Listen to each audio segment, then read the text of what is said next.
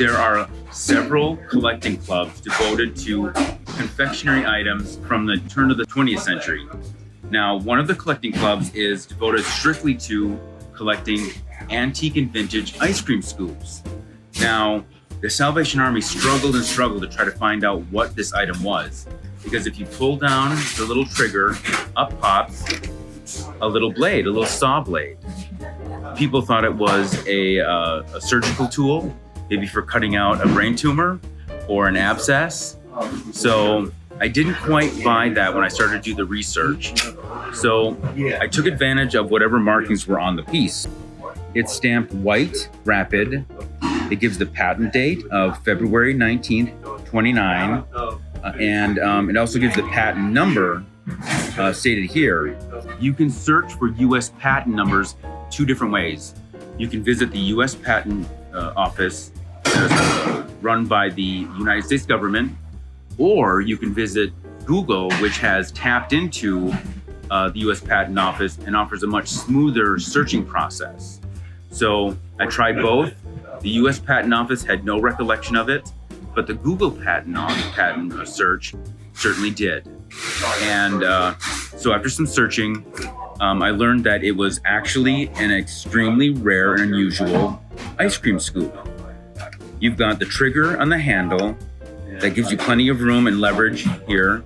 Pull the handle down, the little saw comes out, and that was used to slice through what was considered rock hard ice cream in the 1920s. And the reason why the ice cream was so hard was that it had a very high butterfat content and no oxygen.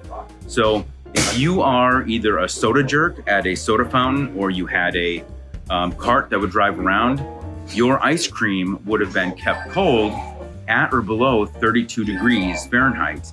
And at that temperature, the ice cream would block up really solid, very almost like concrete. They call it concrete ice cream. So at the risk of ruining your wrist day after day in and out, this blade would cut the ice cream for you and allow you to scoop the ice cream out into about, I would say, a quarter cup serving. So my prediction is that the size of the ice cream scoop is generally too small for serving it in a cup. And my guesstimate is that a scoop like this was designed for a soda fountain to give just enough ice cream for a root beer float or a Coca-Cola float. Drop a scoop of ice cream in a bottle of Coca-Cola and serve it like that. So after some research across a couple different collecting clubs, the only source I found that had an example of this was WorthPoint. I used its online app and found that this particular ice scoop is so rare that it sold for $7,900 just a few years ago. So that shows you the power of using WorthPoint to find the most obscure items that have ever been made. Not even a Google search could find it, but WorthPoint did.